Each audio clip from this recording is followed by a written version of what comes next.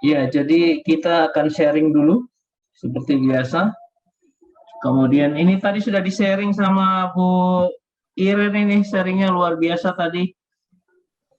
Kita mulai dengan sharingnya Bu Iren.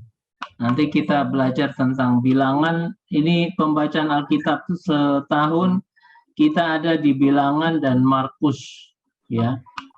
Kemudian ada Kak Vinsa, Pak Pendeta, ada, nanti kita lihat, ya. Oke, mungkin ada yang mau sharing dulu? Tadi sudah didahului oleh sharingnya Bu Iren tadi.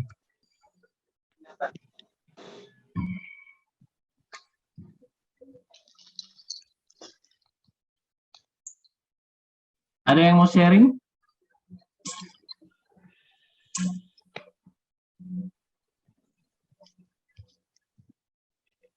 Oke, kalau tidak ada, kita langsung lihat dulu di pembacaan. Atau ada pertanyaan tentang ini pembacaan Alkitab?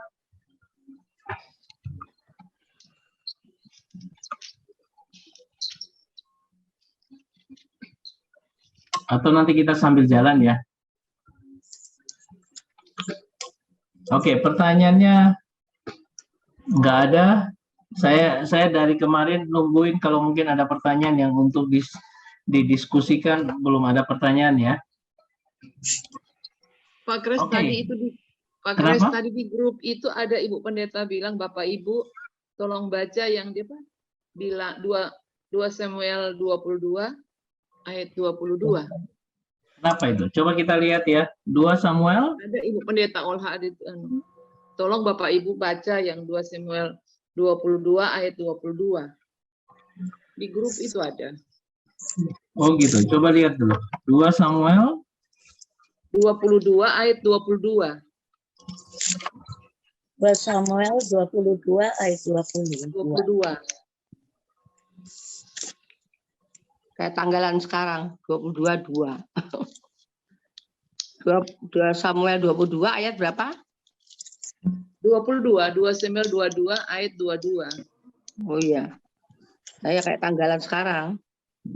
Sebab aku tetap mengikuti jalan tuh ini ya. Iya. Iya. Sebab aku tetap mengikuti jalan Tuhan dan tidak menjauhkan diri dari Allahku sebagai orang fasik. Orang fasik. Oh, 2 Samuel 22 ayat 22 ya, kayak tanggal sekarang ya. Pagi-pagi Ibu Pendeta itu udah kasih di grup itu. Oh gitu ya, oke. Iya. Ini adalah nyanyian syukur Daud ya. Ketika melepaskan dia dari cengkeraman semua musuhnya dan dari cengkeraman Saul. Jadi ungkapan syukurnya Daud ya. Ada yang mau bertanya dari sini?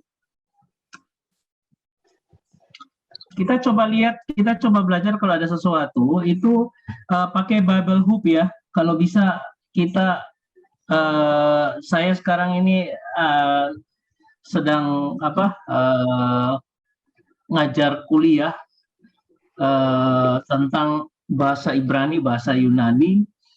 Itu saya pakai metode namanya deduktif induktif. Deduktif itu orang belajar seperti orang mulai dari kelas 1, kelas 2, kelas 3 ya, seperti biasa deduktif. Tetapi pembelajaran induktif itu adalah teknis. Ya, jadi pembelajaran yang teknis, bukan lagi yang teoritis gitu. Nah, saya kombinasikan untuk ngajar di STTBF, STT Bakti Philadelphia, saya ngajar setiap hari Senin, itu tentang bahasa Ibrani dan Yunani.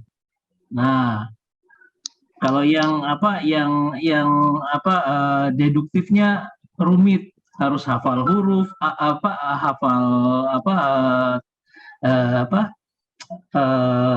kaidahnya, harus hafal rumusannya gitu ya. Tetapi kalau yang induktifnya itu lebih gampang. Nah, saya ajak kita untuk melihat secara induktif pakai Bible Hub, namanya Bible Hub. Jadi Bible Hub itu Bible Hub. Iya, Iya. Bible Hub. Ini di sini, ya, coba saya kasih ini supaya kita kalau misalnya kesulitan, ya ini yang apa nih, yang bisa IT dengan baik, yang bisa pakai komputer, ini bisa. Jadi kalau kita seperti ini, Pak Pendeta juga Bible Hub juga ya Pak Pendeta ya, kalau Ya, saya pakai juga itu. ya. Jadi gini, kemudian klik aja Bible Hub, ini ada di bawah sini, saya sudah taruh Bible Hub. Ada di sini Bible Hub, klik ini aja, sudah. Nah, nanti kita baca, ini adalah bacaan yang komplit tentang bagaimana kita melihat sebuah teks. Kalau kita lihat hari ini kan kita lihat dari 2 Samuel, ya seperti ini. Pasal 22. Nah, coba cari yang 22. Nah, ini kan 22. Ayat 22.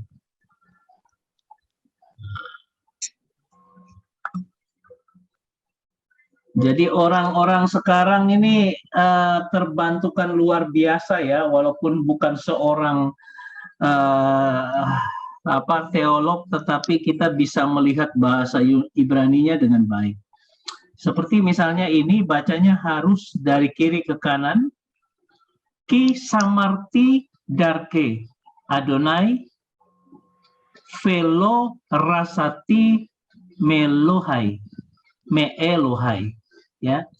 Nah, seperti ini ya, ki untuk ki. Ini kalau kita tidak tahu yang atas ini ya, kita bacanya pasti huruf Ibrani ini. Misalnya ini sin, ada patah di bawah, ada a, itu jadi sa.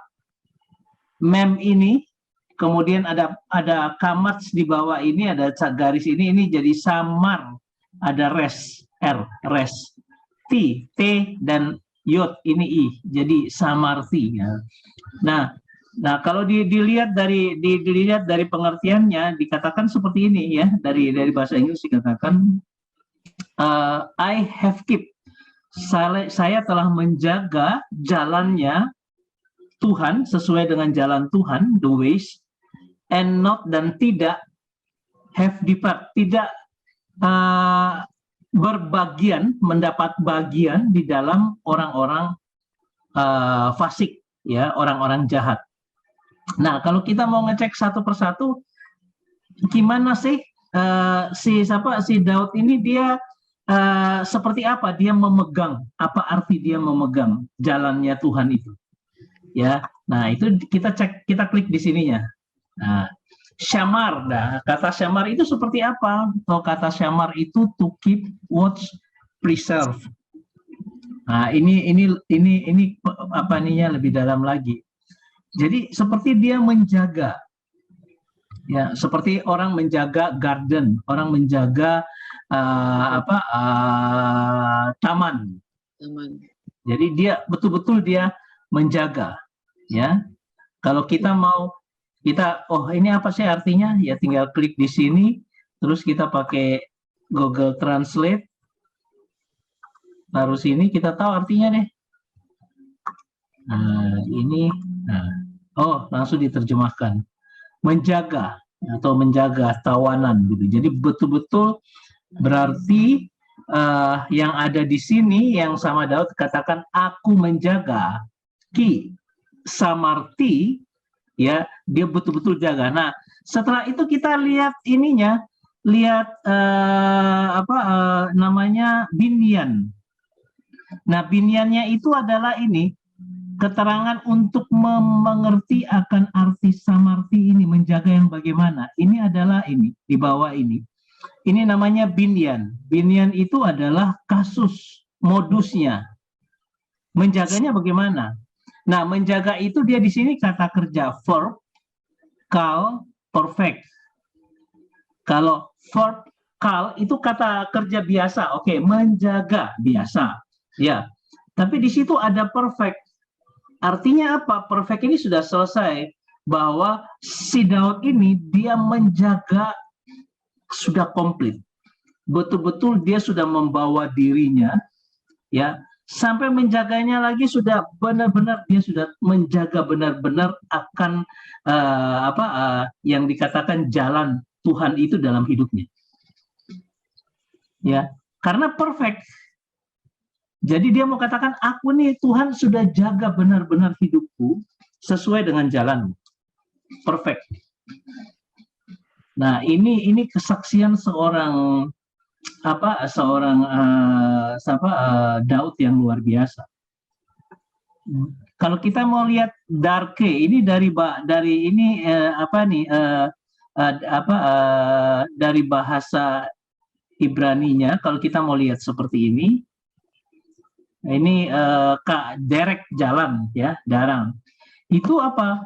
Itu way, road, distance, journey, manner.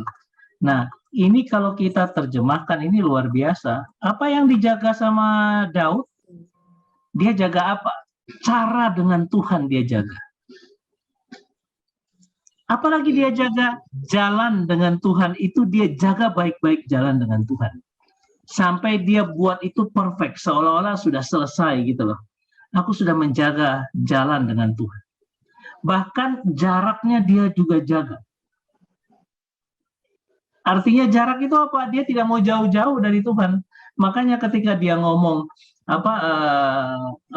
lebih baik 1 hari di pelataranmu daripada 1000 hari di tempat lain, itu jarak dia dengan Tuhan dalam keintiman itu dia jaga. Apalagi perjalanan, dalam berjalan dia dengan Tuhan senantiasa dia jaga. Mungkin kecolongan ketika sama Betsheba. Tapi kita harus ingat bahwa Daud ini orang yang belajar dari pengalaman. Ketika dia masih muda dengan dia waktu pertama masih jadi raja, dia jatuh. Tapi setelah itu dia jaga benar seluruh jalannya sampai dengan matinya, itu dengan luar biasa. Makanya Tuhan bilang, aku sudah mendapatkan Daud seorang yang berkenan di hatiku. Masuk lagi yang baru. Kenapa? Ya, jadi itu dia.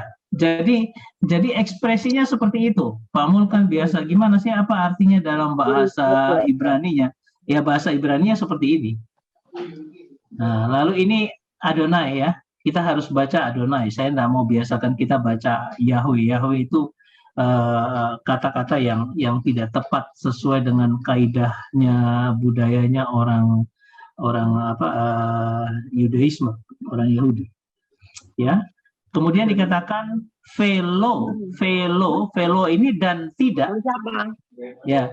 Dan tidak apa? Tidak ini rasati ya, tidak berjalan, tidak berhubungan, tidak coba kita lihat apa artinya, ya. Nah ini, to be wicked, jadi orang fasik, ini artinya orang fasik, ya. Orang fasik itu, wicked itu orang yang jahat, ya. Kalau kita klik di sini, nah, orang yang bertindak jahat, ya. Nah, orang bertindak jahat ini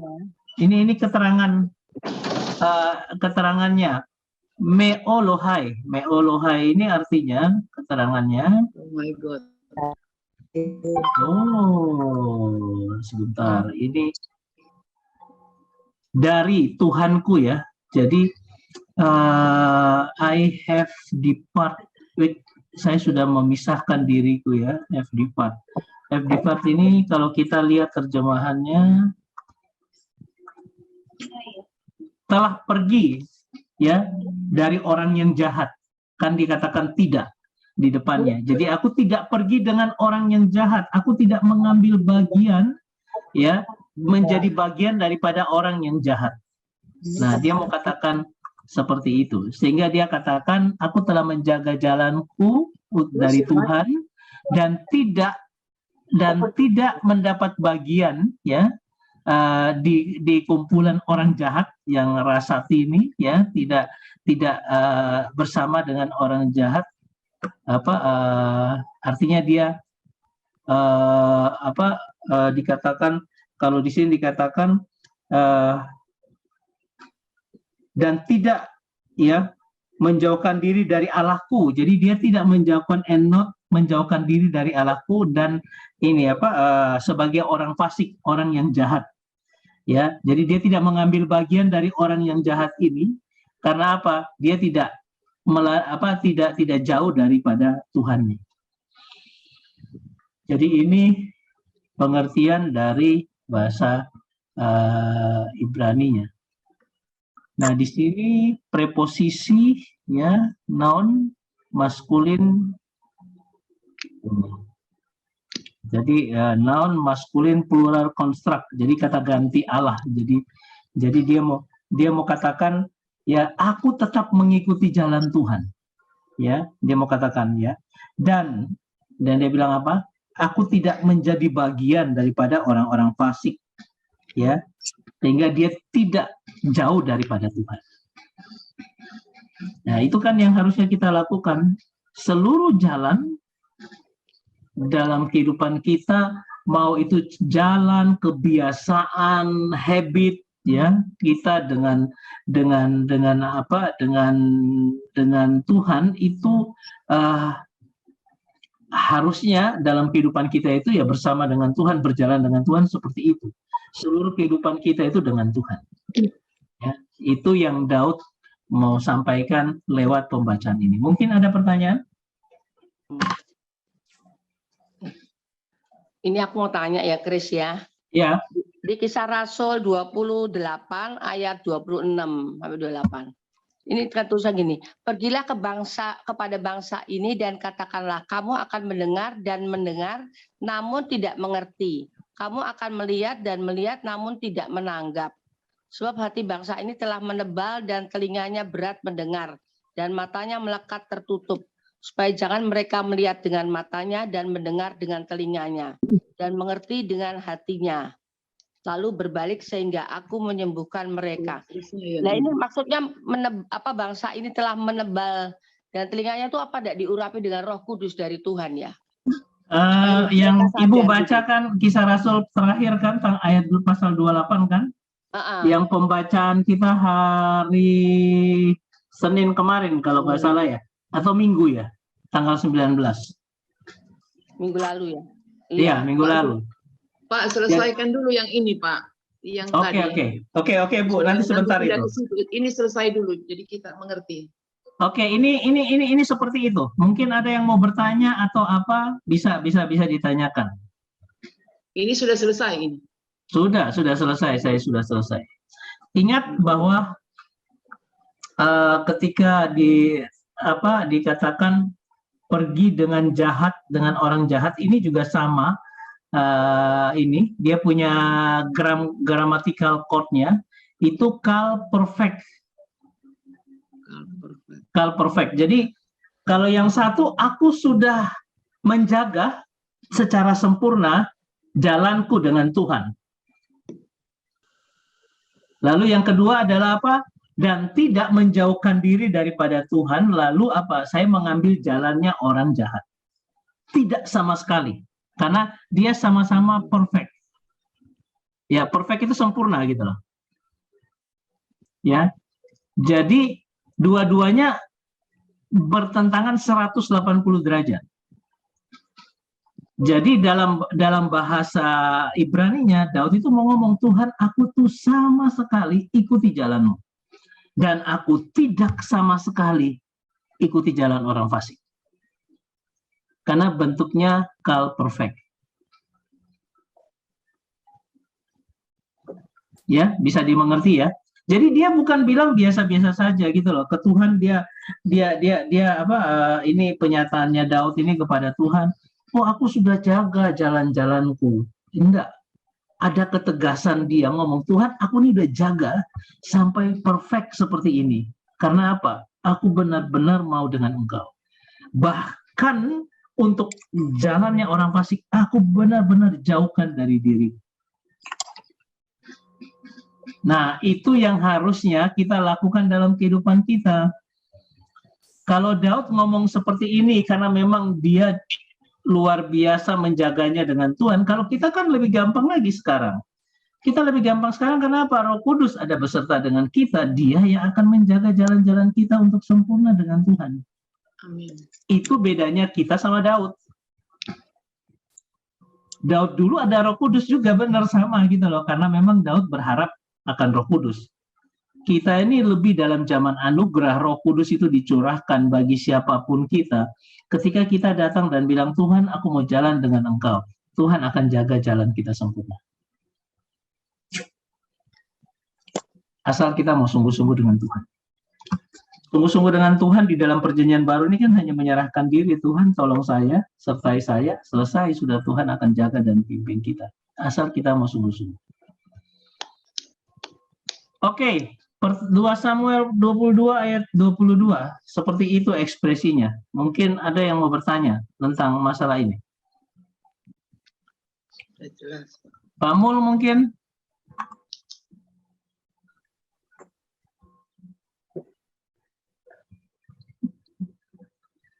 Daud itu udah dekat sama Tuhan, tapi masih bisa jatuh dalam dosa ya.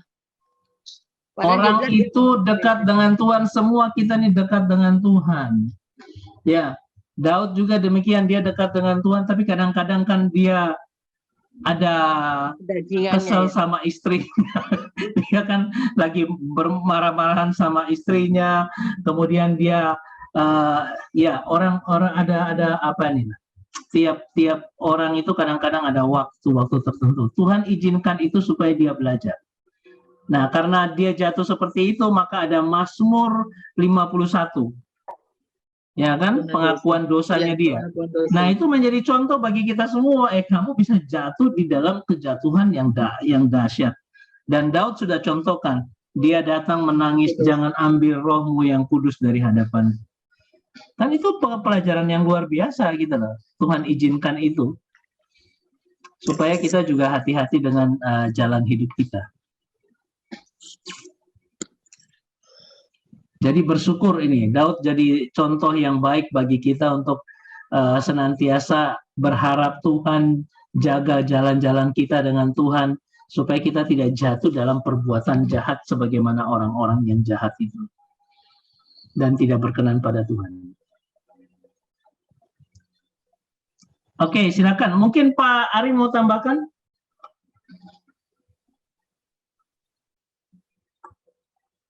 Ya, saya nyambung Pak Kris tadi. Memang orang yang bijaksana adalah orang yang belajar dari kesalahan orang lain. Kan ada dua kita belajar. Yang pertama, kita belajar dari kesalahan kita sendiri. Yang kedua, kita belajar dari kesalahan orang lain. Nah, ketika Alkitab memaparkan tokoh-tokoh apa adanya, baik itu yang baik yang dia lakukan maupun yang buruk yang dia lakukan, nah kita bisa belajar untuk tidak mengulangi kesalahannya Daud. Tapi kalau orang sudah baca firman Tuhan, sudah tahu cerita tentang Daud, tapi tetap juga melakukan, nah itu orang yang kurang bijaksana. Nah, jadi kan orang bijaksana ada dua, ya saya tahu, kita belajar dari kesalahan kita. Tapi yang kedua, yang lebih baik lagi adalah belajar dari kesalahan orang lain kan gitu. Makanya ada kesaksian-kesaksian gitu. Kadang-kadang kan ada kesaksian yang dimana dia dulu jatuh dalam dosa, lalu Tuhan tolong, dia bertobat, dia berubah gitu kan. Nah kalau dia sudah memberikan kesaksian itu kepada kita, lalu kita juga melakukan hal yang sama, ya kita kurang bijaksana gitu ya. Nah itu, jadi memang luar biasanya Alkitab itu memaparkan kisah-kisah tokoh Alkitab apa adanya, bukan hanya yang sisi positifnya tapi negatifnya, dan kita belajar dari itu. Nyambung Pak Kris ya. Oke, makasih Pak Ari. Ya, ada lagi yang mau bertanya? Pak Mul ini kok diam-diam Pak Mul? Ada acara Pak Mul di samping rumah. Berarti tinggal.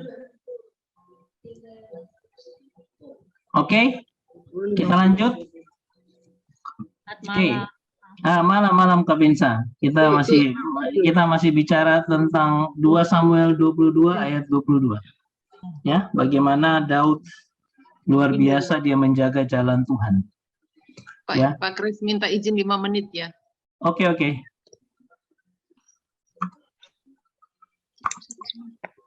Belum ada. Sudah itu belum. Ya, jadi saudara, kalau Daud bisa jaga jalannya di hadapan Tuhan ya, di hadapan Tuhan, ya ini ya, Derek.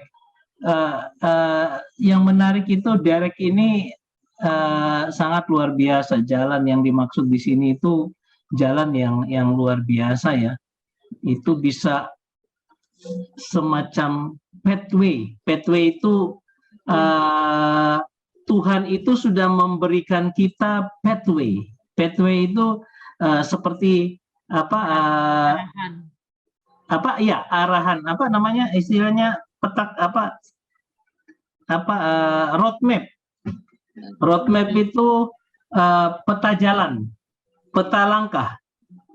Ya, Tuhan itu selalu sudah kasih peta langkah. Nah, hari ini kan kita baca dari Yosua ya, yang jaga jarak dan sebagainya itulah.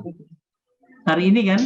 Nah, kenapa harus jaga jarak? Karena ada sesuatu di depan yang kamu harus mengikuti gitu loh.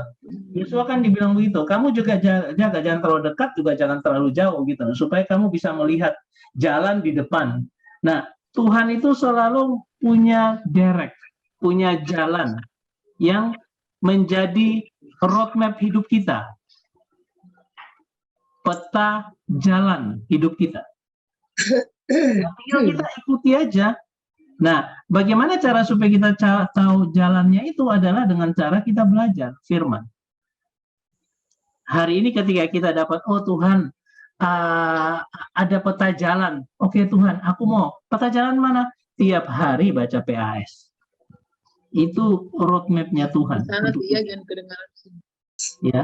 Nah, kalau dibilang jalan seperti itu di dalam bahasa Ibrani dikatakan tentang bukan hanya sekedar arti jalan biasa, tapi ini loh, ada way, jalan, oke.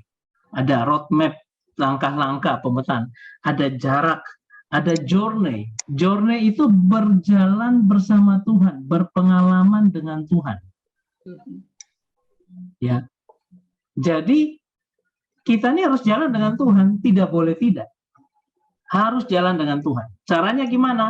Ya mulai bersandar dengan firman, senantiasa, maka kita mulai jalan dengan Tuhan. Ada apa-apa Tuhan, aku nih anakmu, jaga langkahku. Ya. Kemudian ada manner kebiasaan, manner behavior. Kebiasaan kita juga dilatih dengan Tuhan, bersama dengan Tuhan. Biasa bangun pagi bagaimana? Oh, bangun pagi langsung cari handphone, langsung setengah jam dengan handphone.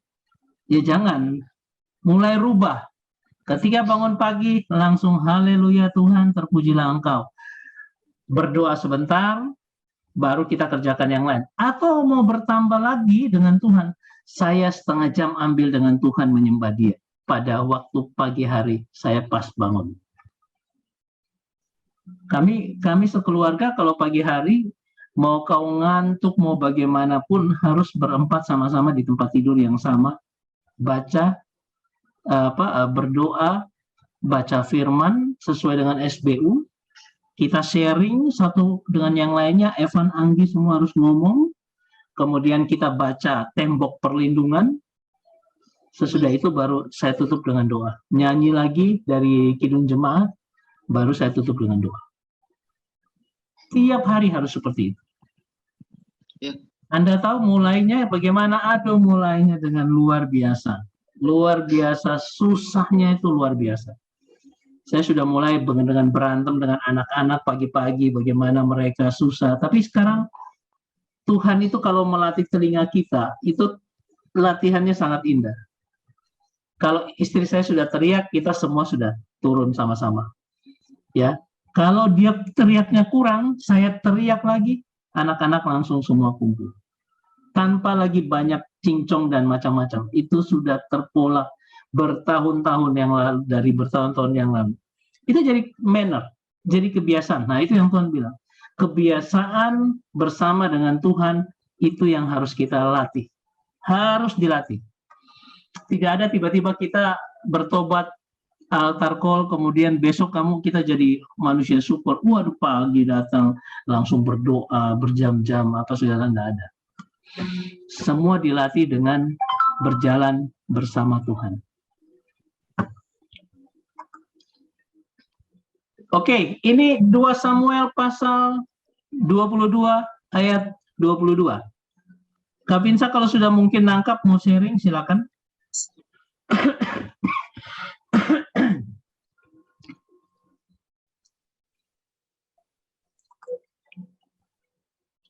Oke ya.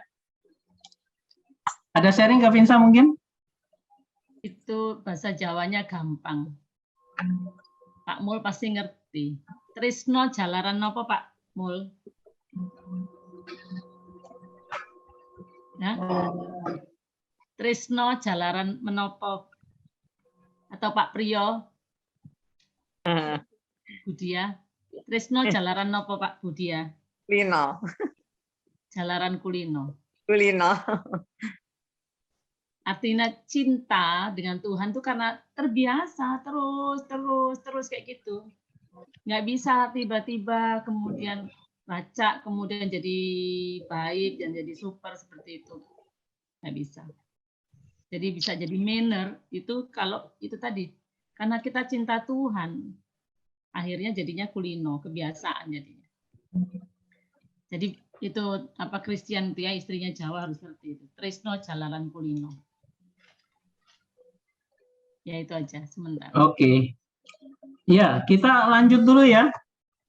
Ya, ini saya share karena kita akan baca ini adalah baca dari bilangan. Kita coba lihat bilangan. Siapa tahu mungkin ada pertanyaan tentang materi bilangan kita.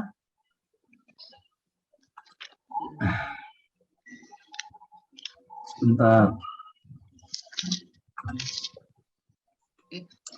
Kita coba lihat ya, ini karena ini kitab bilangan, jadi seharusnya kita sih dengar apa nih, latar belakangnya seperti apa, supaya kita mulai bisa mengerti. Oh, sorry, tadi ada pertanyaan dari Bu, sebentar, kita tunda dulu sebentar. Pertanyaannya Bu Sinta. Ya, memang Bu Sinta baca Kisah Rasul pasal 28 pada tanggal 19 kemarin pembacaan Alkitab. Coba kita lihat. Ada yang ditanyakan Bu Sinta itu adalah Kisah Rasul pasal 28. Ini kesaksian Paulus terakhir di dalam Kisah Rasul ketika dia sudah melakukan semua yang terbaik. Nah, ini dia hasilnya itu seperti ini. Sehingga Bu Sinta agak bertanya gitu loh, kok bisa seperti gini hasilnya ya? Ayat berapa Bu? Ayat berapa, Sin? Loh. Ayat 26. 26. 27. Oke, 26, 27 ya. Saya baca ya. Jadi latar belakangnya dulu dari ayat 25. 28, Kisah 28. Kisah 28 ya. Nah, ayat 25 dikatakan, maka bubarlah pertemuan itu dengan tidak ada kesesuaian di antara mereka. Ingat Paulus naik ke Roma untuk membela perkaranya kan? Lalu bilang di antara mereka tidak ada kesesuaian, tetapi Paulus masih menyatakan perkataan yang satu ini.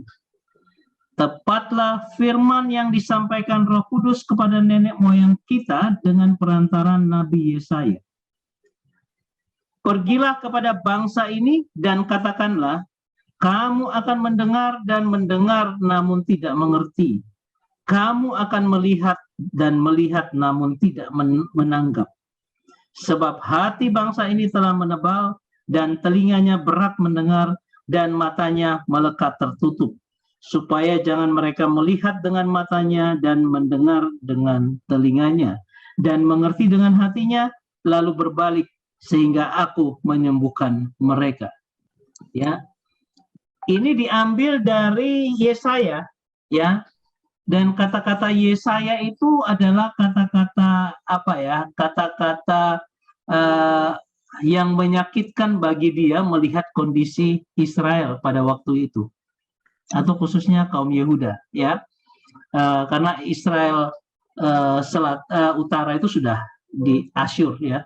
Nah, Yesaya ini ngomong seperti itu karena dia lihat apa, orang ini makin hari bukan tambah baik tetapi tambah jahat di hadapan Tuhan. Mereka tidak mau dengar Tuhan, mereka menyembah berhala dan sebagainya. Itu orang Sampai Yahudi ya? Yahudi, orang Yahudi. Orang Yahudi. Ya, Oh. jadi ini diulang lagi bahwa kasus itu ternyata sama ketika Rasul Paulus sampai di Roma pun orang Yahudi itu nggak bertobat. Mereka dengan dia, ya, mereka bertengkar juga dengan dia dan sebagainya, menyatakan bahwa dia salah. Kan yang membuat dia ditangkap mau diadili kan gara-gara orang Yahudi memang yang membuat menjadikan itu masalah, sehingga akhirnya dia mau oleh orang ahli Taurat dan sebagainya. Kan dia mau ditangkap kemudian mau dihukum. Mereka bahkan mau bunuh dia. Ya. Nah, perkaranya dia naik sampai di Roma, orang-orang Yahudi di sana tetap sama. Sampai akhirnya dia bilang ini bangsa ini tegar tengkuk benar gitu loh. Bangsa ini hatinya telah menebal, berat mendengar dan sebagainya.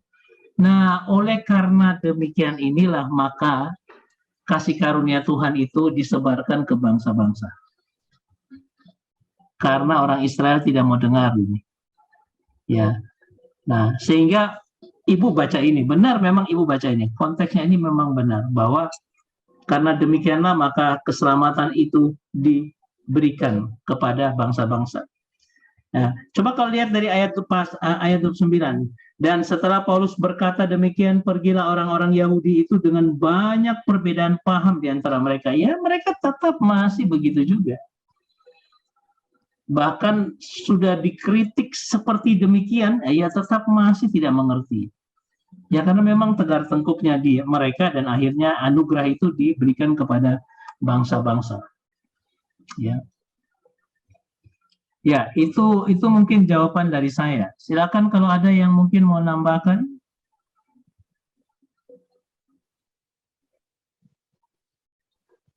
Padahal bangsa Yahudi itu kan bangsa pilihan Tuhan ya sampai sekarang. Ya. Ya, mereka pilihannya Tuhan, tapi kan kacaunya luar biasa gitu. Ya, kalau bangsa pilihan Tuhan, kalau dia tidak benar menyembah patung dan sebagainya, Tuhan hukum sampai ke Babel ya. Ya memang pilihan Tuhan, nggak apa-apa, karena memang dia pilihan Tuhan. Tapi kan bukan artinya pilihan Tuhan, lalu Tuhan jadikan anak emas, lalu tidak menghajar dia. Nah, Tuhan hajar anaknya. Ya. Makanya bangsa Israel sampai sekarang itu jadi momen Tuhan akan datang itu belajar dari bangsa Israel juga. Jadi nanti Tuhan akan datang itu polanya apa segala macam tetap ada dalam kaidahnya orang bangsa Israel. Waktu-waktunya, hari peniupan sangkakala, apa segala macam kalau kita belajar tentang akhir zaman, nanti polanya semua nubuatan itu polanya semua ambil dari tata cara orang Yahudi. Bahkan di dalam Wahyu dikatakan kan bagaimana mereka didesak sampai sedemikian menderitanya, akhirnya mereka bertobat, lalu Tuhan pulihkan kembali di akhir zaman ini untuk Tuhan datang pada waktu itu. Semua bicara orang Yahudi. Ya karena dia bangsa yang terpilih, jadi seluruh item, seluruh pola untuk Tuhan Yesus datang pun juga pasti berkenan dengan bangsa itu.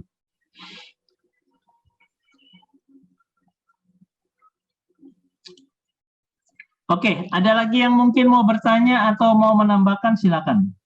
Ini Pak. Oke, Pak Mul, silakan Pak Mul. Ya maaf, mungkin agak mengganggu sedikit ya. Tapi ini Pak, bahasa bangsa Israel itu kan tegar tengkuk. Jadi dengan cara bermacam-macam masih ada bandel istilahnya. Sehingga Tuhan memberikan keselamatan itu kepada bangsa lain, pada zaitun liar, itu agar supaya bangsa Israel itu cemburu. Jadi kalau sudah cemburu, loh, ini mujizat kok orang lain yang bisa anukan itu. Jadi itu tujuan utamanya kemungkinan ya itu untuk menyatukan bangsa Israel supaya dia betul-betul mengenal bahwa Tuhan Yesus adalah Tuhan dan Juru Selamatnya mereka. Barangkali gitu Pak ya. Iya. Masuk akal deh. Tapi kita juga harus ingat loh, sampai sekarang mereka tidak cemburu juga, karena mereka tetap tidak pernah mau bertobat. Sampai sekarang itu bangsa Israel yang Kristen itu hanya sekitar 3-5% loh. Karena belum. Oh, belum cemburu. Belum. Jadi nantinya pada waktu nanti itu ya barangkali yang saya baca itu di kitab Wahyu itu, nah itu 7 bintang itu kan yang digenggam Tuhan Yesus itu kan tidak ada orang Israelnya, semua dari jahitan liar. Jadi disitulah dia nanti akan baru sadar dia cemburuannya. Makanya pada waktu mulai zaman dulu, zaman Mesir, karena diberitahu Mesir tidak mau, lalu diserahkan kepada bangsa yang dalam tanda kutip kafir, loh, diserahkan jadi budaknya Mesir. Nah itu pendapat saya. Nanti kita tunggu dia cemburu dulu, baru dia bertobat, baru nanti Tuhan datang. Ada firmannya di Roma kalau tidak salah. Zaitun liar itu dipakai untuk membuat bangsa Israel cemburu. Ada di Roma barangkali. Iya, di Roma kok. Di Roma berapa? Di Roma berapa? Ya itu yang saya soalnya kalau baca itu enggak ingat tempatnya. Saya kesimpulannya Yang bilang aja. apa itu? Yang bilang Tuhan membuat bangsa Israel itu cemburu. Coba kita lihat. Kalau saya memahaminya seperti ini kan ini sebetulnya perkataan Paulus ataupun Yesaya ini kan betul-betul perkataan yang menohok sebetulnya. Artinya punya ini nih saya bahasa yang keras ya atau kasar atau Surabaya. Punya kuping kok butek. Nah, gitu. Punya mata kok buta kan gitu harusnya. Ini bahasanya bagus nih karena bahasa sastra ya, gitu ya. Namun tidak gitu. Nah, karena apa? Hatinya, rahasianya di hatinya. Dan kemudian tebal dibilangnya hatinya. Nah, kenapa demikian? Karena bangsa Israel ngalami dan sebagainya. Kalau menurut saya gini, karena dia pilihan. Maka Allah ini ingin pilihan ini jadi contoh, jadi teladan. Jadi kamu terus tak proses, kamu terus tak proses. Seperti itu. Itu tanda cinta Tuhan itu sebetulnya. Cara Allah mengasihi yang namanya pilihannya ini, dia nggak mau, dia ingin menunjukkan ini yang namanya pilihan, aku nggak salah menunjukkan dia sebagai pilihan. Akan terus aku proses dan terus dibuanglah dan sebagainya seperti itu.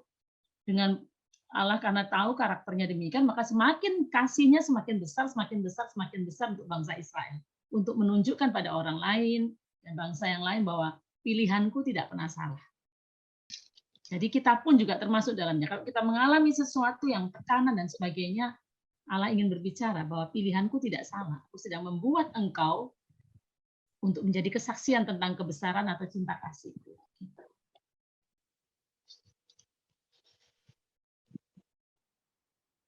Udah ketemu ya ayatnya? Udah ketemu. Benar Pak Mul ini memang bacanya mantap. Roma berapa? Ini Roma 10.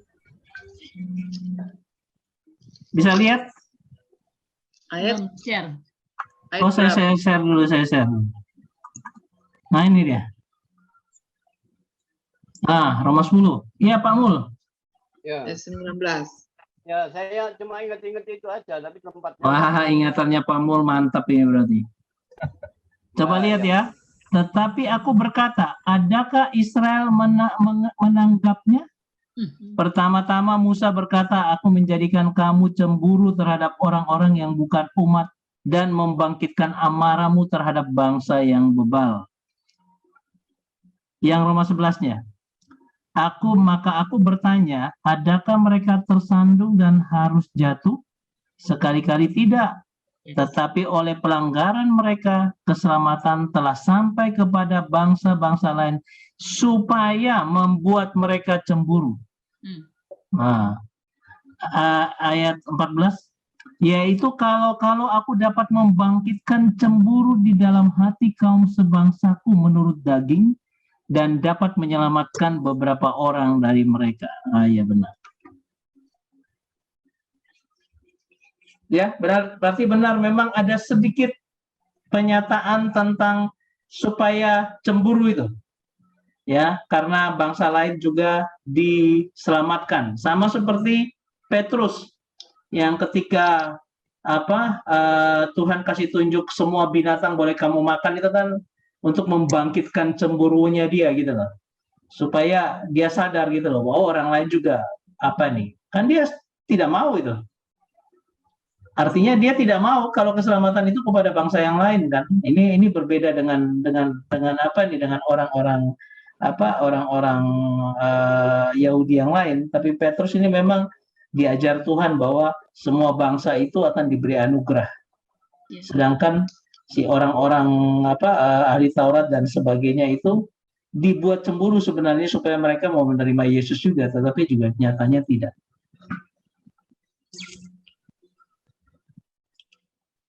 Oke. Ini sudah benar. Oke, ada pertanyaan lagi, Bu Sinta? Ya, jadi kita kasusnya sudah bisa dipecahkan bahwa memang Tuhan sengaja membuat demikian supaya bangsa Israel juga tahu bahwa mereka harusnya datang ke Tuhan, dan sampai sekarang masih belum. Sampai sekarang pun mereka masih bebal, tidak mau datang kepada Tuhan. Memang maksudnya Paulus itu dia bilang siapa tahu ada orang-orang, ya, ada beberapa orang, kan dia bilang itu beberapa orang untuk datang dan percaya kepada Yesus. Ya enggak apa-apa, enggak usah semua bangsa. Paling tidak orang-orang itu akhirnya sadar, oh iya orang lainnya diselamatkan, nah aku daripada nggak diselamatkan, ya aku terima Yesus. Ya mungkin begitu kata-kata sederhananya.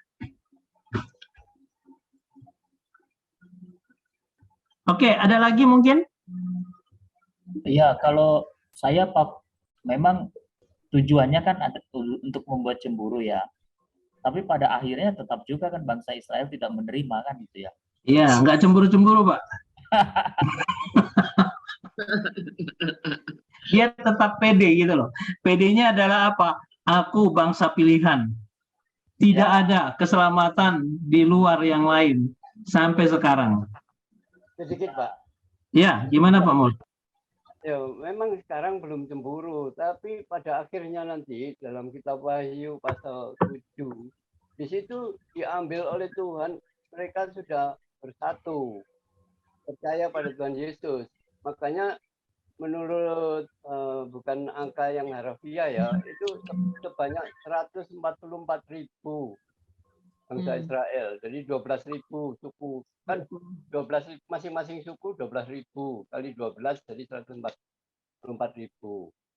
Nah, kenapa kok 144.000? Kemungkinan itu juga 400 tahun kali 360 hari itu ya 144.000 hari. Jadi Tuhan memakai waktu penyelamatan bangsa Israel di Mesir itu. Barangkali gitu. Sudah mau. Wahyu 11. Iya, tahu saya yang 144. Nggak apa-apa, kan macam-macam tafsiran orang terhadap itu, nggak apa-apa. Ya kita tunggulah Israel cemburu dulu gitu loh. Kalau dia cemburu, masalahnya Tuhan Yesus datang sih. Iya kan? Kalau dia sudah balik, Tuhan Yesus datang. Hatinya tebel maksudnya. Iya. Tidak cemburu. Jadi kita punya kesempatan masih melayani dengan sebaik-baiknya sebelum dia cemburu. Sebab kalau dia sudah cemburu dan bertobat, Tuhan pasti datang. Karena takut nanti dia balik lagi tidak cemburu. Iya. Enggak, Pak. Pasti kalau Tuhan Yesus datang, itu pasti sudah lengkap, Pak. Itu. Soalnya apa yang dirancang Tuhan itu pasti terjadi kan. Amin. Jadi pasti itu, enggak mungkin enggak cemburu terus itu. Enggak mungkin. Nah, jadi itu kan di dalam kitab Roma juga zaitun liar itu akan dicangkokkan kepada zaitun asli. Ya. Jadi sudah menyatu itu pasti itu. Itu kan firman Berbahagialah Tuhan. kita, Pak. Nah, firman Tuhan itu pasti terjadi, nggak mungkin. Yes. Masuk Dulu pernah saya ajarin ada plakat yang pertama, ada plakat yang kedua. Makanya di akhir zaman itu kerajaan Israel itu akan dipulihkan. Itu pakai plakat yang pertama ditambah dengan plakat kedua dijadikan satu plakat. Itulah umat pilihan Tuhan semuanya. Yang mana arti daripada nubuatan ini satu waktu akan terjadi, umat Kristen sebagai umat Allah yang anugerah yang baru nanti akan dilekatkan dengan bangsa Israel yang sudah bertobat ini, supaya dua plakat ini nanti akan jadi satu kesatuan, satu kerajaan di dalam kerajaan surga. Itu dulu pernah materi kita di apa ya dulu ya, tentang apa nubuatan akhir zaman kayaknya. Akhir zaman. Nah. Oke ya, kita lanjut ya. Saya mau sharing ini ya, bilangan ya. Kita kan masih masuk dalam apa ini bilangan. Coba kita lihat sedikit video tentang bilangan. Kalau ada yang belum mengerti, supaya bisa bisa bertanya ya. Ini tentang latar belakang dari kitab bilangan. Ya, coba kita lihat videonya dulu.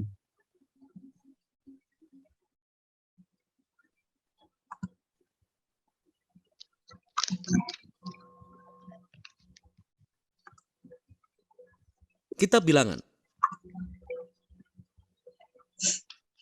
Kitab keempat di Alkitab ini meneruskan kisah bangsa Israel setelah keluarnya mereka dari perbudakan di Mesir.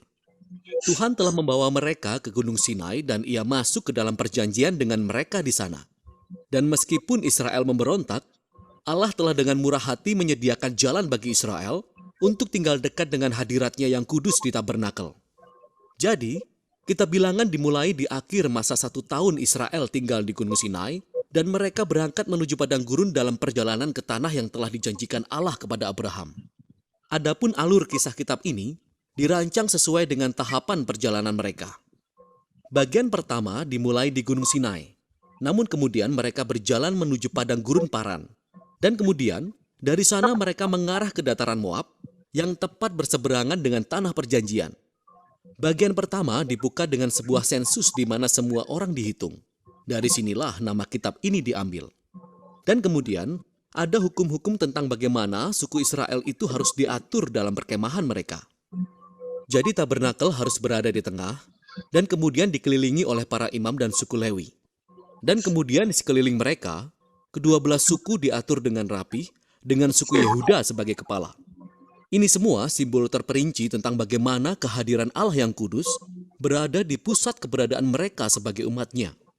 Semua ini diikuti dengan serangkaian hukum yang mengembangkan hukum-hukum kesucian kitab imamat. Supaya hadirat Allah bisa hadir di tengah-tengah mereka, maka setiap upaya harus dilakukan agar kemah menjadi tahir, tempat untuk menyambut kekudusan Allah. Dalam pasal 10, awan kemuliaan Allah naik dari atas tabernakel dan menuntun orang Israel berangkat dari Sinai menuju padang gurun. Dan seketika keadaan menjadi sangat buruk. Di pasal 11, bangsa ini mulai bersungut-sungut karena lapar dan haus, dan bagaimana mereka ingin kembali ke Mesir. Dan kemudian di pasal 12, kakak-kakak Musa sendiri mulai menentang dan menjelek-jelekan dia di hadapan semua orang. Perjalanan ini tidak berawal dengan baik. Bagian selanjutnya dimulai ketika orang Israel tiba di padang gurun Paran, sekitar setengah perjalanan menuju ke tanah perjanjian. Dan Tuhan menyuruh Musa mengutus 12 pengintai, seorang dari masing-masing suku, sehingga mereka dapat mengintai tanah perjanjian. Ketika para pengintai kembali, 10 dari mereka berkata bahwa tidak ada kesempatan bagi orang Israel untuk bertahan di sana, karena orang-orang Kanaan akan menghancurkan mereka. Namun ada 2 pengintai lainnya, Kaleb dan Yosua, yang mengatakan bahwa Allah dapat menyelamatkan mereka. Akan tetapi 10 pengintai itu membangkitkan kemarahan yang menakutkan dari orang-orang. Dan mereka mulai merencanakan pemberontakan. Mereka berencana untuk menunjuk pemimpin baru dan kembali ke Mesir. Maka sewajarnya Tuhan marah, Sehingga Musa pun memohon bagi bangsa ini. Dia meminta Tuhan untuk setia terhadap janjinya kepada Abraham. Dan Tuhan melakukan permintaannya, tapi tidak mengorbankan keadilannya. Ia memberikan apa yang diminta umat ini untuk tidak masuk ke tanah perjanjian. Dan Tuhan menghukum generasi ini dengan membuat mereka mengembara di padang gurun selama 40 tahun sampai mereka mati. Hanya anak-anak mereka yang akan masuk ke tanah perjanjian. Sekarang kita mungkin akan berpikir konsekuensi yang berat ini akan membuka mata mereka. Tapi ternyata keadaan menjadi lebih buruk lagi. Jadi dalam cerita selanjutnya, terdapat kelompok suku Lewi yang memulai pemberontakan. Dan mereka menantang kepemimpinan Musa dan Harun dengan berkata bahwa mereka sudah keterlaluan. Jadi Tuhan menangani orang-orang Lewi ini dengan sangat keras. Dan ia pun memperbarui komitmennya kepada Musa dan Harun sebagai pemimpin Israel. Seiring mereka meninggalkan daerah Paran dan memulai perjalanan, mereka lagi-lagi membuat masalah. Orang-orang Israel mulai bersungut-sungut lagi tentang rasa haus mereka dan bertanya mengapa Musa malah membawa mereka keluar dari Mesir. Jadi Tuhan meminta Musa berbicara pada bukit batu untuk mengeluarkan air bagi semua orang. Namun Musa tidak benar-benar melakukan hal ini. Dia melampaui batasannya. Dia memukul bukit batu itu 2 kali dan berkata, "Hai orang-orang durhaka, apakah kami harus mengeluarkan air bagimu dari bukit batu ini?" Demikianlah Musa tidak menghormati Allah dengan menempatkan dirinya pada posisi Allah yang bisa mengeluarkan air. Oleh sebab itu Musa membuat dirinya sendiri bernasib sama dengan generasi yang di padang gurun. Ia juga akan mati di padang gurun dan tidak akan pernah masuk ke tanah perjanjian. Setelah ini, orang Israel memberontak lagi dan Allah memberikan hukuman yang sangat aneh pada mereka. Ular-ular berbisa datang dan memagut mereka. Dan Musa pun harus memohon lagi bagi orang Israel, dan Tuhan memerintahkan Musa untuk melakukan ini. Membuat ular tembaga dan menaruhnya pada tiang. Maka siapapun yang melihat ular ini akan disembuhkan dari pagutan ular berbisa. Ini adalah simbol yang sangat aneh. Tapi ini menunjukkan tantangan yang harus dihadapi Allah karena kesetiaannya pada perjanjiannya. Ia bertindak benar dengan mengadili kejahatan dan dosa orang Israel. Tapi malahan pengadilan Allah berubah menjadi sumber kehidupan bagi mereka yang akan mencari Tuhan untuk kesembuhan. Dari sini orang-orang berjalan menuju dataran Moab. Bagian utama yang pertama dalam bab ini berfokus pada sosok aneh Bileam. Jadi Raja Moab menjadi panik mendapati sekelompok besar orang yang mengembara melalui daerah kekuasaannya. Sehingga dia menyewa seorang tukang sihir penyembah berhala, Bileam, untuk memperkatakan kutuk terhadap Israel. Dan setelah 3 kali mencoba, Bileam mendapati bahwa dia tidak bisa mengutuk mereka. Dia hanya bisa mengucapkan berkat atas Israel. Ingatlah janji Allah kepada Abraham dari Kejadian 12. Selain Bileam tidak dapat mengutuk Israel, Tuhan juga memberinya visi tentang Raja Israel di masa depan yang suatu hari nanti akan membawa keadilan Allah bagi semua bangsa. Visi ini juga mengingatkan kembali janji Yakub kepada Yehuda dalam Kejadian pasal 49. Sekarang lebih baik kita berhenti dan merefleksikan alur kisah kitab ini sampai sejauh ini. Kisah-kisah pemberontakan di padang gurun terjadi berentetan dan kian lama kian buruk. Dan sementara Allah memang menurunkan penghakiman secara parsial pada orang Israel, Dia juga tetap menunjukkan belas kasihan, menyediakan makanan dan air di sepanjang perjalanan. Dan kisah Bileam ini menunjukkan kemurahan Allah dengan begitu jelas karena inilah orang Israel. Di bawah sana di kemahnya mereka bersungut-sungut dan memberontak, tetapi di atas bukit tanpa sepengetahuan mereka, Allah melindungi dan bahkan memberkati mereka. Dan inilah perbedaan antara pemberontakan Israel dan kesetiaan Allah di padang gurun yang membuat kisah ini sangat penting bagi generasi Israel yang selanjutnya. Kisah selama di padang gurun diceritakan kembali dari masa ke masa oleh para nabi Alkitab selanjutnya dan oleh para penyair, bahkan oleh para rasul dalam perjanjian baru. Dan kisah-kisah ini selalu menjadi peringatan bahwa sementara Allah tetap setia kepada janji-janji perjanjiannya, Ia juga akan memperbolehkan umatnya pergi meninggalkan Dia dalam pemberontakan dan menghadapi akibatnya. Setelah ini, sisa dari kitab ini berfokus kepada anak-anak dari generasi padang gurun dan mereka mulai bersiap-siap mewarisi tanah perjanjian. Mereka mengadakan sensus lagi bagi generasi yang baru. Kemudian mereka pergi dan memenangkan sejumlah pertempuran dengan kelompok orang-orang di sekitar mereka. Dan kemudian beberapa suku bahkan mulai menetap di tanah perjanjian. Dengan demikian, kitab ini berakhir dengan generasi baru yang bersiap-siap memasuki tanah perjanjian. Dan Musa hendak menyampaikan kata-kata hikmat dan peringatan yang terakhir. Namun untuk sekarang, inilah isi kitab Bilangan. Oke, ya. Jadi kita sudah bisa lihat kitab Bilangan seperti itu ya. Jadi di kitab Bilangan ini ada dua tokoh yang luar biasa jahat. Saya bilang jahat karena Tuhan sendiri memberikan peringatan yang luar biasa bagi dua. Sebenarnya ada tiga. Jangan ikut jalan Kain. Ya. Kedua, kesesatan Bileam, kedurhakaan Korah. Ya, tiga ini yang diungkapkan oleh Perjanjian Baru di dalam Ibrani ya. Ya, Ibrani atau mana ya? Tentang tiga ini. Jangan ikut jalan Kain, kesesatan Bileam, dan kedurhakaan Korah. Ya. Nah, itu nanti kita coba. Nanti saya akan kasih videonya karena saya sudah buat videonya itu yang tiga ini. Supaya kita hati-hati. Jalan Kain itu bagaimana? Kesesatan Bileam itu bagaimana? Lalu kedurhakaan Korah itu bagaimana? Ya. Sebagai ini adalah jalan Kain itu adalah jalan yang mana dia sudah tidak lagi kepada Tuhan, dia sudah bikin jalannya sendiri. Keturunan-keturunannya sama akan hancur seperti itu. Dia membawa keturunan-keturunannya berseberangan dengan Tuhan, itu jalan Kain. Kedurhakaan Korah adalah karena dia melanggar kekudusan Tuhan dengan memberontak terhadap Musa.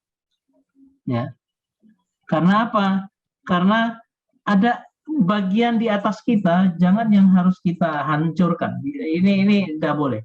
Aturan Tuhan. Korah itu orang Lewi juga, tetapi dia mau memberontak terhadap Musa, atasan orang di atasnya ya.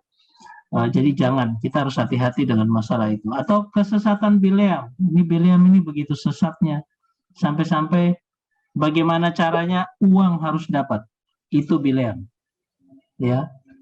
Jadi kalau tidak bisa cara ini Tuhan halangi, gampang. Cari cara supaya uangnya tetap dia dapat. Ya. Itu kesesatan Bileam gara-gara uang. Jadi uang itu bisa membuat kita tersesat, hati-hati. Oke, ini kitab Bilangan. Kita akan sama-sama terus membacanya setiap hari.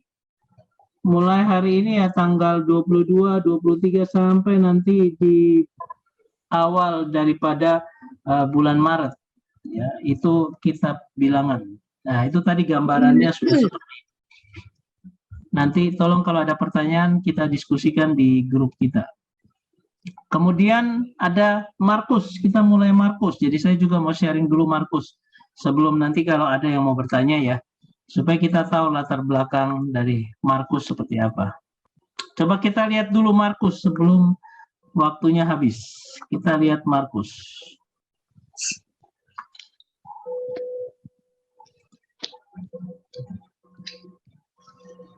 Injil menurut Markus. Ini adalah salah satu catatan pertama dari kehidupan Yesus, dan tradisi sejarah mula-mula kita menghubungkan kitab ini dengan penulis Kristen bernama Markus, atau Yohanes Markus. Dia adalah seorang rekan kerja Paulus dan bersahabat dekat dengan Petrus. Bahkan seorang sejarawan gereja kuno bernama Papias mengingat bahwa Markus mengumpulkan semua catatan saksi mata dan semua yang diingat Petrus, lalu menyatukannya ke dalam catatan ini. Namun Markus tidak menyatukan potongan-potongan itu dengan sembarangan, melainkan merancang kisah tentang Yesus ini dengan hati-hati. Dalam baris pertama kitab ini, Markus membuat pernyataan tentang Yesus. Inilah permulaan Injil tentang Yesus Kristus, Anak Allah. Yang menarik adalah, hanya disinilah Markus mengungkapkan pendapat pribadinya. Selebihnya dari kitab ini, Markus menggiring opini pembaca hanya dengan cara menyajikan di depan kita semua tindakan dan perkataan Yesus dalam cerita. Bagaimana orang-orang bereaksi terhadapnya. Nah, Markus menjadikan kisah Yesus sebagai sebuah drama dengan 3 babak. Babak pertama berlatar belakang di daerah Galilea, yang ketiga di Yerusalem, dan babak kedua menceritakan Yesus yang sedang dalam perjalanan dari satu tempat ke tempat lain. Dan setiap babak berfokus pada tema yang sama. Jadi di babak 1, semua orang terpesona oleh Yesus. Dan mereka bertanya-tanya, siapakah Yesus ini? Di babak kedua, murid-murid berjuang untuk memahami apa artinya bagi Yesus menjadi Sang Mesias.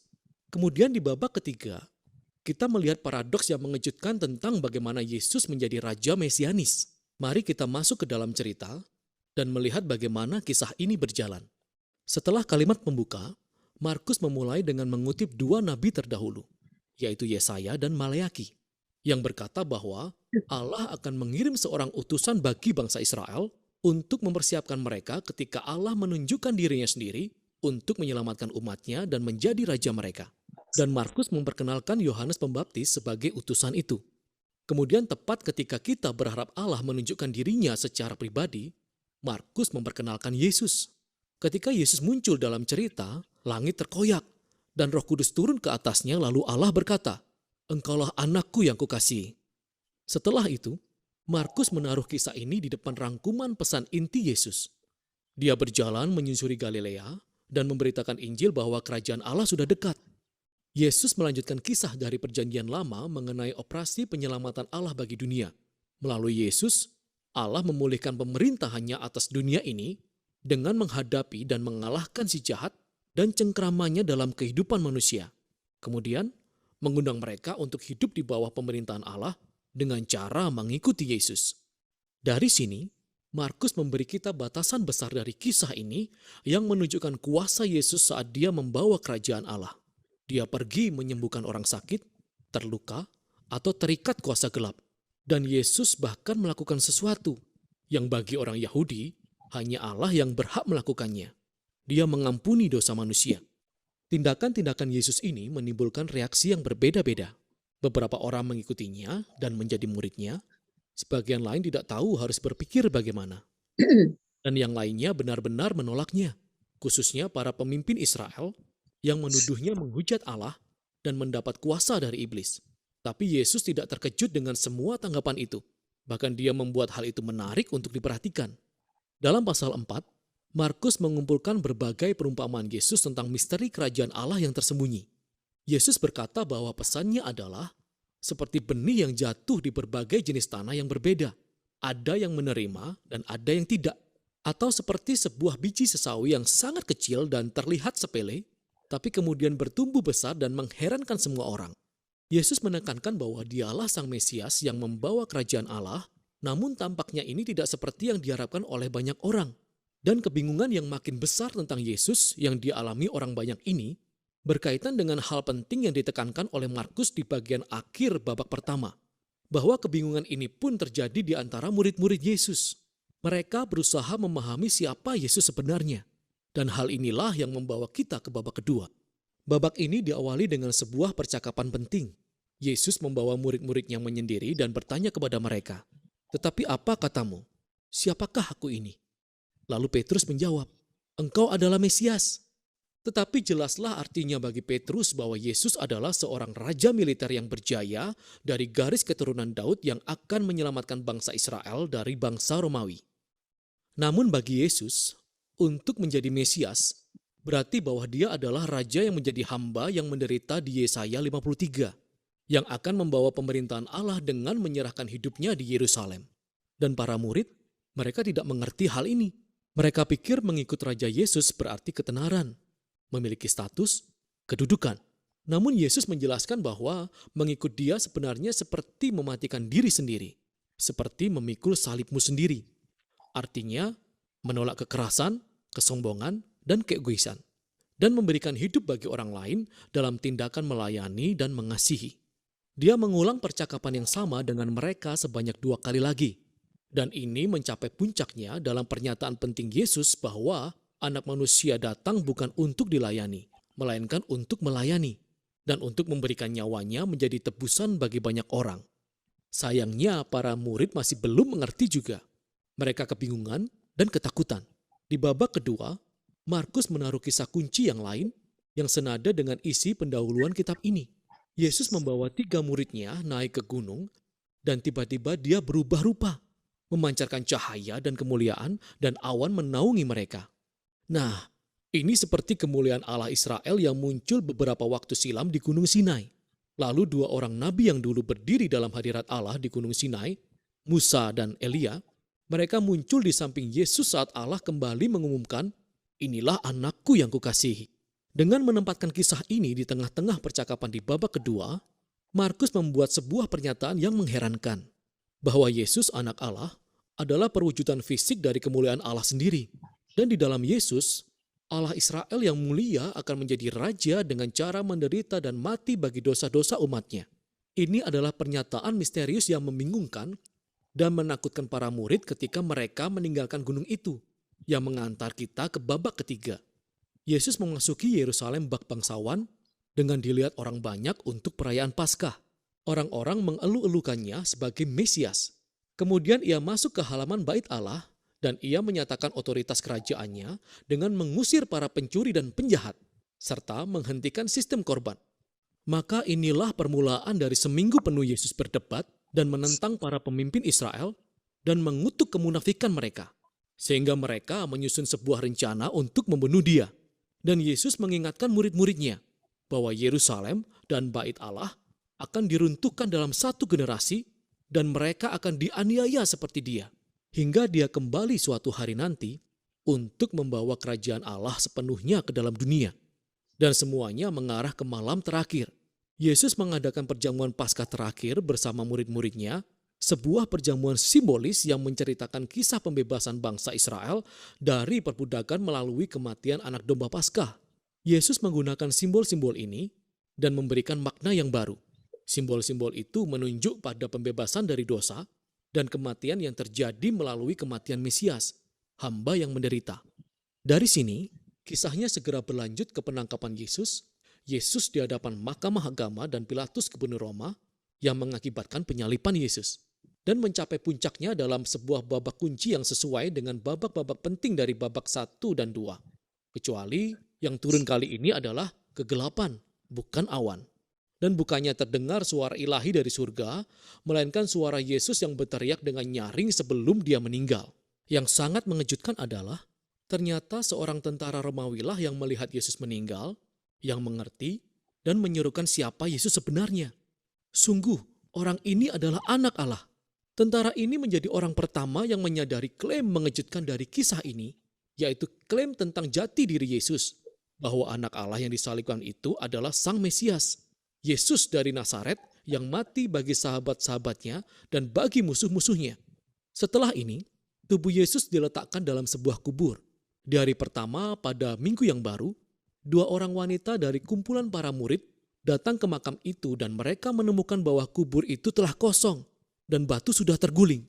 Seorang malaikat berkata kepada mereka bahwa Yesus tidak ada di sini. Dia telah bangkit dari kematian. Kemudian malaikat itu menyuruh mereka untuk pergi dan mengabarkan berita gembira itu kepada murid-muridnya bahwa Yesus hidup kembali dan akan menemui mereka kembali di Galilea. Dan para wanita itu, mereka sangat panik. Markus berkata bahwa mereka keluar dan meninggalkan kubur itu tanpa mengatakan apa-apa kepada siapapun juga karena takut. Dan demikianlah kitab ini berakhir, dengan murid-murid Yesus yang menunjukkan ketakutan dan kebingungan yang sama, yang mengakhiri babak 1 dan 2. Nah, sekarang, jika kita melihat Alkitab kita akan melihat bahwa Injil Markus masih memiliki kisah lain sebelum berakhir, yaitu ketika Yesus menampakkan diri dan berbicara kepada murid-muridnya. Namun ada juga sebuah catatan di sana bagi kita yang mengatakan bahwa bagian akhir tersebut bukanlah bagian dari kitab aslinya, namun hanyalah bagian yang ditemukan kemudian dalam naskah-naskah lain yang kurang dapat dipercaya. Tetapi mungkin saja bahwa bagian akhir dari catatan yang asli hilang, atau Markus sebenarnya tidak pernah menyelesaikan penulisannya tersebut. Tapi lebih mungkin bahwa akhir yang tiba-tiba ini memang sengaja dibuat untuk tujuan tertentu. Keseluruhan kisah berfokus pada pernyataan mengejutkan yang membuat murid-murid Yesus bingung dari awal hingga akhir, yaitu Yesus yang menderita, disalibkan, dan bangkit ini adalah Mesias anak Allah. Bahwa kasih Allah dan kerajaan yang terbalik dinyatakan saat Yesus mati bagi dosa-dosa dunia. Jadi kisah ini berakhir tanpa penutup dan ini memaksa kita para pembaca untuk bergumul dengan klaim yang sangat aneh dan menghebohkan tentang Yesus ini. Nah, akankah kita melarikan diri seperti para murid? Atau akankah kita mengenali Yesus sebagai Raja kita, lalu pergi dan memberitakan Injil ini? Hanya kitalah yang dapat menjawab pertanyaan itu. Dan itulah isi Injil Markus.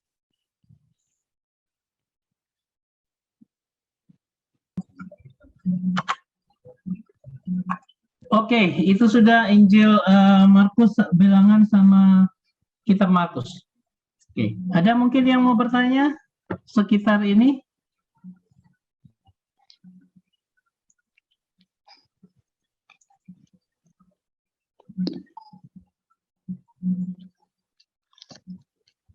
Kak Vinsa mungkin ada sharing lagi, saya sudah materi saya enggak persiapkan banyak.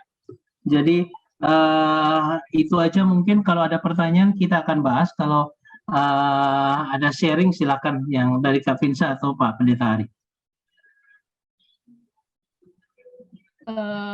Nambahkan aja, jadi Markus itu kalau saya baca itu dibagi menjadi 3 bagian. Pasal 1 sampai pasal 16 ya, betul ya? Iya. Ya, pasal 1 sampai 16 dibagi 3, 1 sampai 10 itu intinya adalah cerita tentang kisah tentang Yesus, langsung pribadi Yesus. 1 sampai 10 itu tentang Yesus yang datang yang melayani. Kemudian 11 sampai 15 Yesus yang datang yang menderita. Yang mau menderita. Kemudian yang 16 itu ditutup Yesus yang datang yang dimuliakan. Jadi ada 3 bagian. Jadi untuk supaya kalau kita baca, belajar, atau nanti menyampaikan firman Tuhan, dibagi menjadi 3. 1 sampai 10 itu Yesus yang datang yang melayani. Kemudian 11 sampai 15 Yesus yang datang yang menderita, yang mau menderita. Kemudian yang 16 ditutup dengan Yesus datang yang dimuliakan. Jadi ditutupnya dengan seperti itu. Orang-orang yang mau melayani Tuhan, jadi masalah penderitaan itu memang bagian dari itu. Tapi jangan takut, dimuliakan Tuhan. Sudah ada contohnya. Itu aja, dibagi 3. Oke, Pak Pendeta Ari mungkin ada masukan?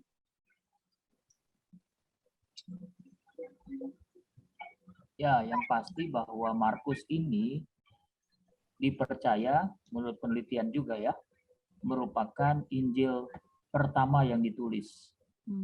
Jadi walaupun kalau kita melihat urutannya Matius itu yang pertama, bukan berarti bahwa Matius itu sebagai Injil yang tertua.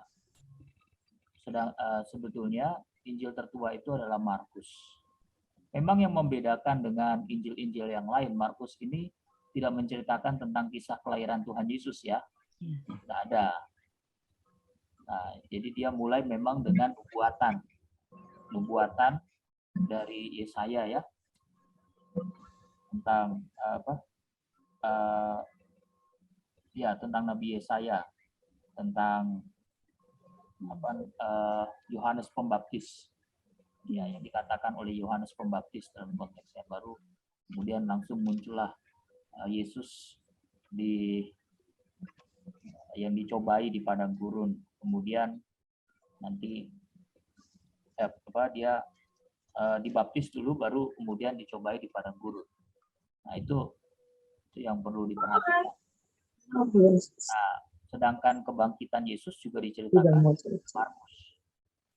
Jadi yang kalau kita lihat 4 kitab Injil, hanya Injil Markus saja yang tidak menceritakan kelahiran Yesus, tapi Injil Markus tetap menceritakan kebangkitan Yesus.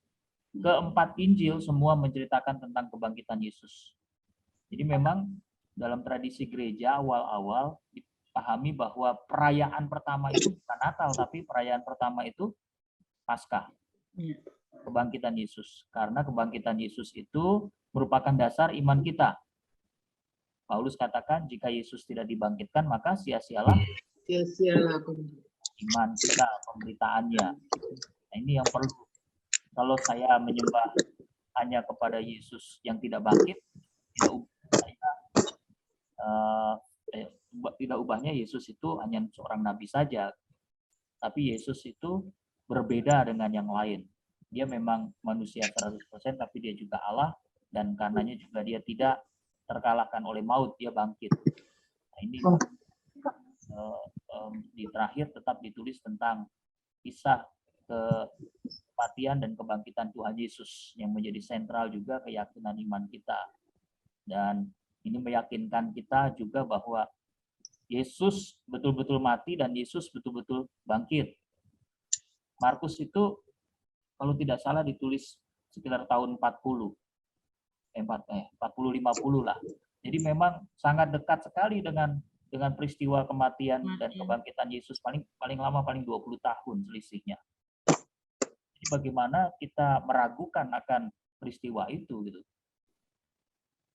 Banyak orang meragukan, kata kelompok agama tertentu mengatakan bahwa Yesus itu tidak mati di atas kayu salib, yang mati itu siapa itu? Orang yang menggantikan gitu. Kan ada agama tertentu mengatakan demikian. Tapi masa kita percaya sama yang agama yang muncul pada abad ke-6? Sedangkan Injil Markus ini selisihnya cuma 20 tahun.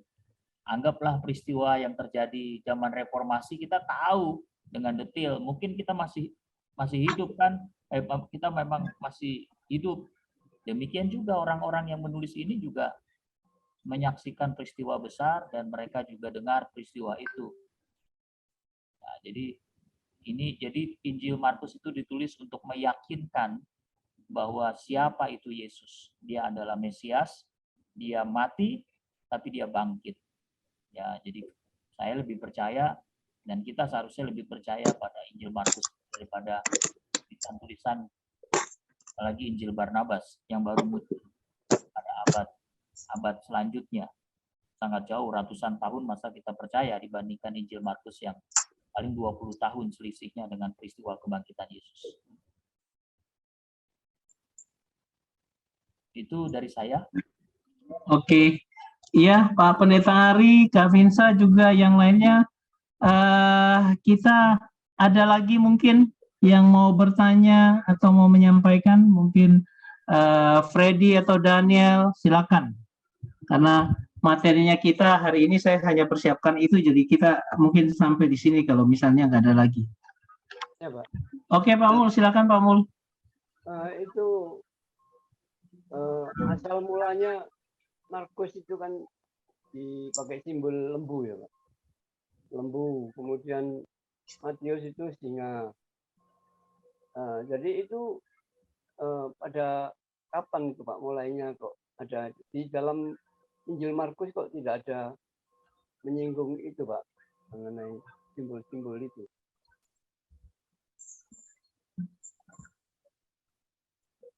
Kenapa Pak Mul? Istilah dari Injil Markus Iya. kan ada simbolnya lembu. Markus. Ya, karena temanya Markus itu adalah hamba yang menderita. Makanya cocok dengan lembu. Kalau Yohanes itu kan keilahian, itu cocok dengan Raja Wali. Benar-benar Pak Mul itu ada apa nih? Ada apa simbol-simbol yang mewakili. Kalau Matius itu kan Yesus adalah raja, ya kan? Nah, ada simbol-simbol orang yang menafsirkan dengan memberikan simbol. Ya, betul. Lukas manusia. Lukas manusia. Ya.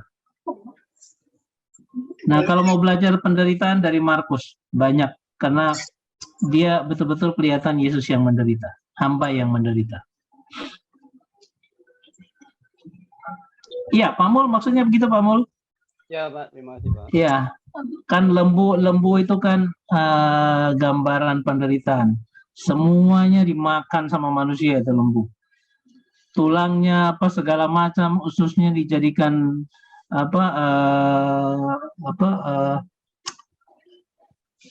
macam-macam lah, dijadikan pupuk lah apa segala.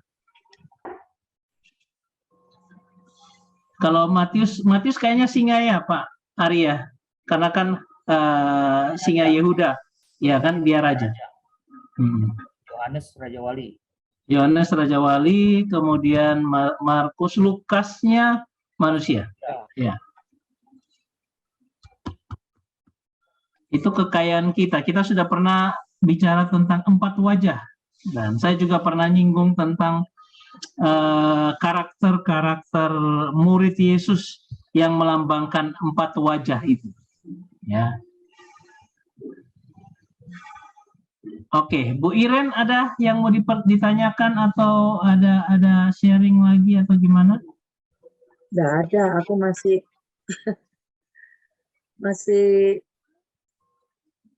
Belum ini ya, belum pulih ya. belum Iya, sembuh betul. Iya, oke. Iya. Fred, ada yang mau di-sharingkan? Sudah macam.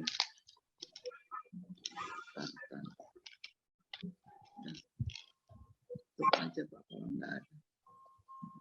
Oke, nggak ada lagi teman-teman, sudah sebentar lagi jam 9. Kalau memang nggak ada, kita akan akhiri sampai di sini. Kita bertemu tiap hari. Jadi acara PA ini hanya kita mengkolaborasi apa-apa yang kita dapat dalam pembacaan yang tiap hari. Kalau bisanya tiap hari, ya kita bergumul dengan firman tiap hari, baca, dengar. Ya, jadi kalau nggak bisa baca, dengar saja. Kemudian ada sesuatu yang kita tangkap, oh ya ini gimana caranya? Saya tinggal catatkan pertanyaan, nanti ditanyakan. Jadi kita bisa bertumbuh benar-benar ketat karena harian. Bukan lagi setiap minggu baru kita bicara firman, tetapi tiap hari kita bicara firman. Budia, Pak Pri, gimana? Sudah ya? Ya Pak Kris. Oke. Pak Kris. Ya, gimana? Kamu ada tambahan atau apa mungkin sharing? Ya, dikit aja yang tadi saya nyinggung yang soal fakta salib yang di Matius, Markus, Lukas, Yohanes semua tentang fakta salib. Nah, salah satu kitab suci yang unik yang ada di dunia ini, kalau kita lihat ya di balik kita lihat di Alkitab cetakan Indonesia ya, paling belakang itu ada peta. Ya, apa maksudnya peta itu? Kasih ada maksudnya kan? Jadi maksudnya peta loh. Ini loh, tempatnya tuh real. Jadi bukan angan-angan tentu real, sampai sekarang masih ada gitu. Jadi bisa dibuktikan dengan sejarah gitu. Bukan fiksi. Jadi apa yang kita imani itu bisa dibuktikan, bisa di sejarah. Jadi benar-benar Bethlehem, Yerusalem itu ada sampai sekarang seperti itu.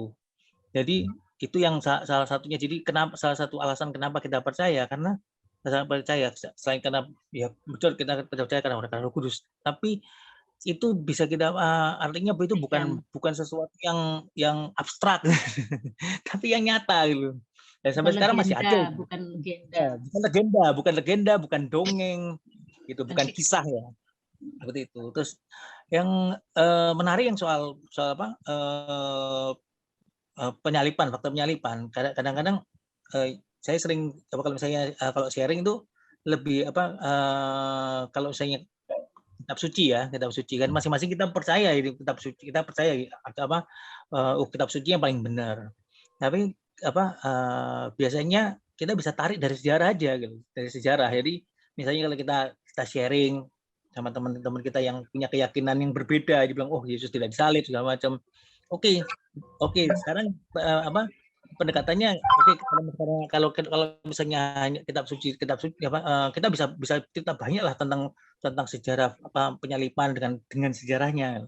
Tapi terkadang kan mereka bilang itu kan harimu. Nah, lalu biasanya kita tarik ke saya paling menarik itu kan ada kita tarik ke sejarah aja. Jadi gini, sejarah yang kita sama-sama tahu lah, misalnya sejarahnya Majapahit.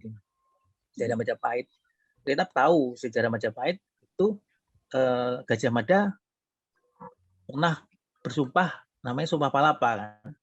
Sumpah Palapa, kita ngomong sejarah. Nah, dari mana kita tahu kalau misalnya Sumpah Palapa Gajah Mada itu pernah melakukan Sumpah Palapa? Banyak kesaksiannya mungkin dari ini kitab Mutan Tular. yang ditulis Empu Prapanca ya, yang ditulis dengan bahasa Pali, Jawa Pali itu bahasa sejaman dengan Gajah Mada. Kemudian dia hidup juga sejaman dengan Gajah Mada. Terus ada prasasti, ada bukti prasasti lagi, prasasti Mula Warman kalau saya. Terus kemudian ada catatan sejarah juga dari Cina kalau salah itu, yang tentang Gajah Mada pernah Surabaya dan pernah menaklukkan Nusantara. Jadi ada banyak kesaksian dari tulisan sejarah. Nah, kemudian misalnya ada setelah 600 tahun itu ada tulisan lagi yang bilang, jadi yang nulis itu bukan yang nulis itu orang Melayu lah, yang dikatakan orang Melayu yang nulis. Dia menulis bahwa yang Sumba Palapa yang menaklukkan Nusantara itu bukan Gajah Mada, tapi orang yang diserupakan. Jadi orang lain yang diserupakan. Siapa nggak tahu. Terus kamu dari mana? Saya dapat wangsit. saya dapat wangsit. Saya itu dapat wangsit. Nah, biasanya kita tanyakan dari dua peristiwa yang ini, yang mana kira-kira yang layak untuk dipercaya gitu.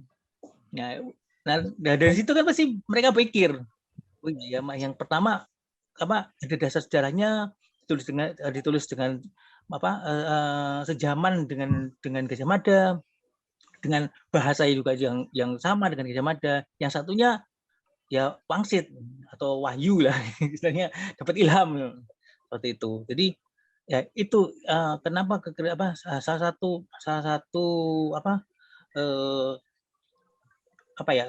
kita bisa percaya karena kekristenan itu kalau kita lihat itu banyak dikaji dari sudut sejarah. Justru malah banyak orang yang bisa semakin kekristenan yang tidak tertutup sama kritik sejarah, sama sekali nggak terbuka. Justru malah dibuka, itu malah semakin benar.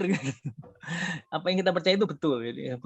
Kita itu betul, ada betul-betul itu fakta sejarah dan bisa dibuka dan itu yang layak dipercaya daripada hanya sekedar saya dapat hanya dapat pencerahan, dapat wahyu atau dapat ilham, karena itu subjektif kan sifatnya. Ya kalau mau percaya silakan aja gitu.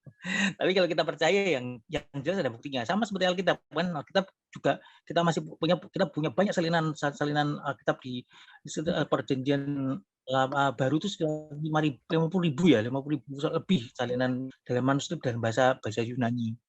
Ya, dan dari ditulis juga dekat dengan tadi Pak Pendeta Ari juga bilang dekat dengan sejarah seperti itu. Perjanjian lama juga seperti itu, apalagi perjanjian lama ada Dead Sea Scroll yang ditulis banyak data sejarah yang Dead Sea Scroll itu ditemukan 1000 tahun sebelum Masehi, jadi sebelum kedatangan Yesus, dan waktu dibandingkan dengan salin yang tertua abad ke-9 itu nggak beda jauh gitu. Seperti itu. Ya itu mungkin yang jadi siapa mau samanya saya tambahkan ya. Oke, thank you Freddy. Iman itu bukan tapi ada dasarnya. Oke. Ada sejarahnya. Iya. Oke. Kita mungkin sampai di sini. Kalau nggak ada lagi pertanyaan, nanti tolong kalau ada pertanyaan bisa di WA biar kita nanti saya, Pak Ari dan juga Bu Finsa bisa jawab dengan lebih baik kalau kita sudah dikasih pertanyaan duluan. Tolong baca tiap hari. Ya, itu aja pesan saya. Iya, selamat malam ya semua. Terima kasih. Pak Heri, makasih banyak Pak Heri. Pak Heri, ya. Bu Finsa, Pak Pendeta, terima kasih. Tuhan berkati. Dan berkati. Dan iya, segera sembuh dan besok pulang. Oh, belum dia. Enggak. Ternyata malah kerasan di sini. Kalau pulang disuruh kerja lagi di sini. Iya, enggak. betul. Oh, betul. Istirahat ya isoman, tapi dibayar, gajinya tetap dibayar. Makanannya makanan hotel apa segala. Gitu loh. Makanya nggak mau pulang-pulang. Si Firman di mana? Masuk di mana? Bekasi. Saya isoman di Bekasi, Oma. Oh, di Bekasi? Iya. Jauh ya. Ini wajahku hitam kan, backlight. Oke. Oke ya semua, Ya, selamat malam ya. selamat malam. Terima kasih Kak Terima Vinsa, Semuanya Bu ya. Dia, Pak Pri, Ya. nah, Pak Heri, terima kasih ya. Bapak, Mul, terima kasih. Mul. Bu Irin, Grace, terima Ira, kasih. Ira, sorry Ira, Ya, saya ya, tadi ya, enggak. terima kasih. Edi, Ya, oke Ira.